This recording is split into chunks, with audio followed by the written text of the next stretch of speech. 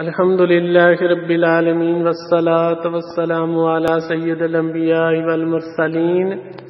اما بعد فاعوذ باللہ من الشیطان الرجیم بسم اللہ الرحمن الرحیم۔ فیضان غوث اعظم رحمۃ اللہ علیہ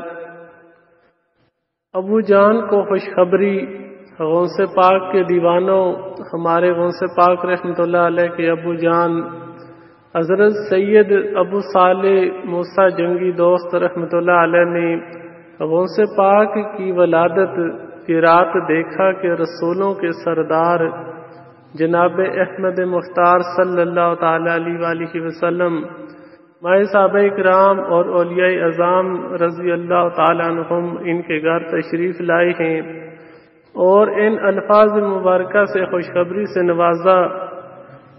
اے ابو صالح، اللہ پاک نے تمہیں ایسا بیٹا عطا فرمایا ہے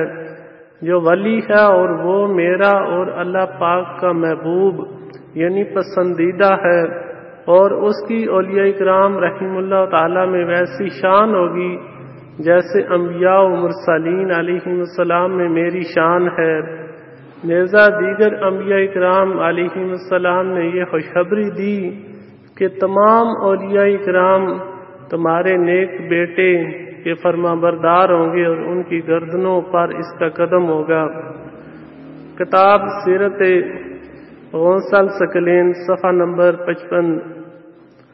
کتاب فیضان غوث